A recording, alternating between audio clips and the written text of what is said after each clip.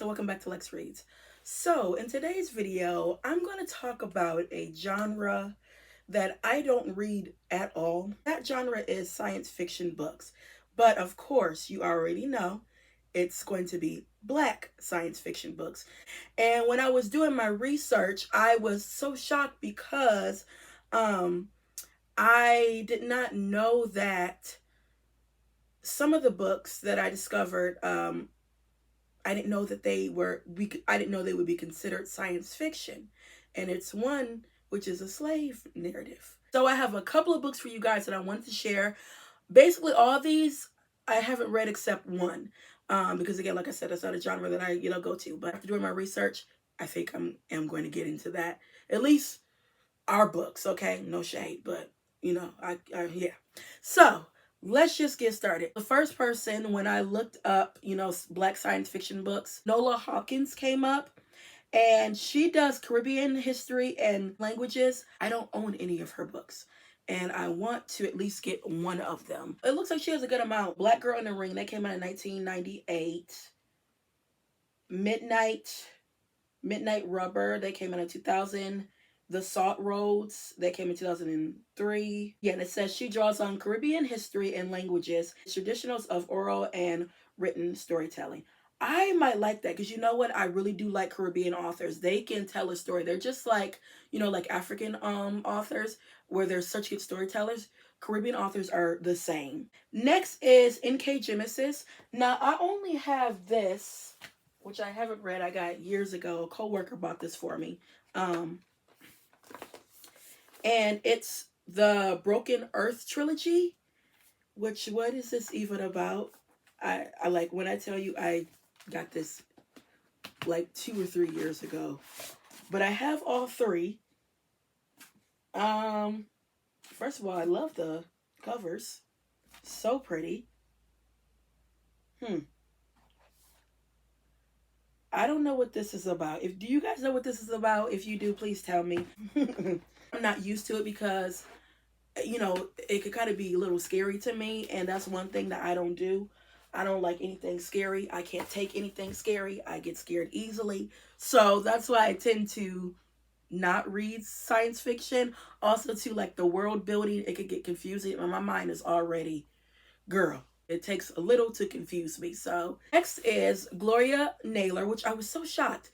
But Gloria Naylor's book, Mama Day, which is this, it said is a science fiction book. It says Mama Day is set on Georgia Sea Islands of Willow Springs, where people still use only herb medicine and honor ancestors who came over as slaves. On Willow Springs lives Mama Day, a merchant who can call up lightning storms and see secrets in dreams. But all of Mama Day's powers are tested when her great niece, a stubborn, emancipated woman, finds her life and soul in danger from the island's darker force. That sounds kind of good. Okay.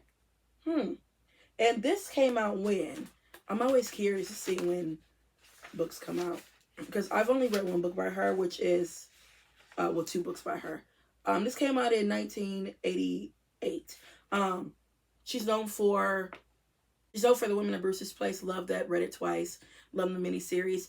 And then I've read The Men of Bruce's Place, which is a sequel, which is kind of like, it's a sequel to Women of Bruce's Place. It's just focusing on obviously the men. But I was surprised when I saw this on the list. I was like, first of all, I have it, and I did not know that it was science fiction. Next is another one which I was kind of shocked by, and I have read it. So actually, I've read 2 books off this list. Song of Solomon by Toni Morrison. They classified this as science fiction. Now, I have read this book. I actually listened to it. Toni is an author for me that she's really confusing. So yeah, and if you miss one page, one word, girl, one sentence, you're done for. And this was it was confusing to me. I know obviously Milkman, that's like the main protagonist.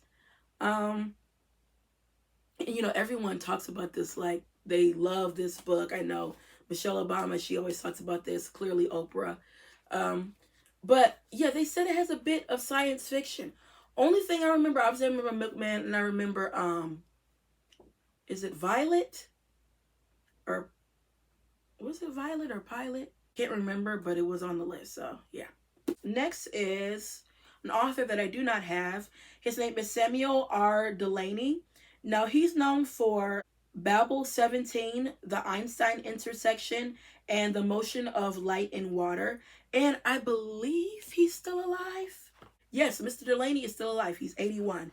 Actually, it says that he was inducted into the Science Fiction and Fantasy Hall of Fame in 2002. So he is a big deal. Next is Mumbo Jumbo by Ishmael Reed. It's a book I also don't have. And I literally was at a bookstore yesterday and saw it, and I didn't get it, which means that next time I go to that bookstore, I'm going to get it. Because I've never read any of Ishmael Reed's books. And I believe I think in this short story collection, edited by Terry McMillan, I think he's in here. He's in this anthology. It's an anthology of contemporary African American fiction. I don't believe this story is science fiction, but I do know it's called The Terrible Threes.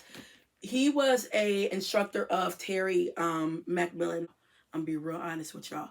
This is the only book I've read, which is Pierrot the Sawyer. And I remember I read this my sophomore year of college. Surprisingly, that was like the only Black author that I read that was assigned, and I had never heard of her before. And this is the only book I have, and this is the only book I've read by her. I haven't even read Kendrick. I don't even own Kendrick. I'm like, girl, I gotta get Kendrick, okay?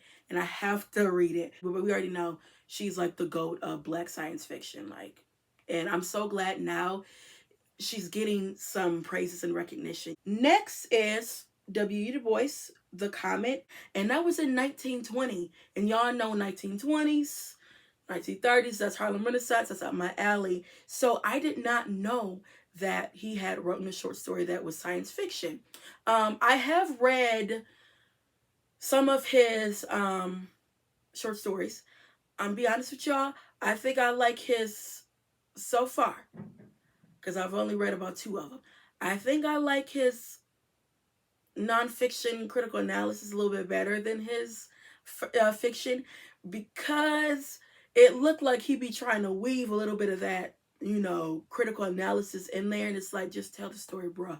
You know what I mean? Like, you can educate us a little bit, but this is not nonfiction. This is fiction. So you got to kind of make it enjoyable, okay? I did not know that he had written a science fiction short story.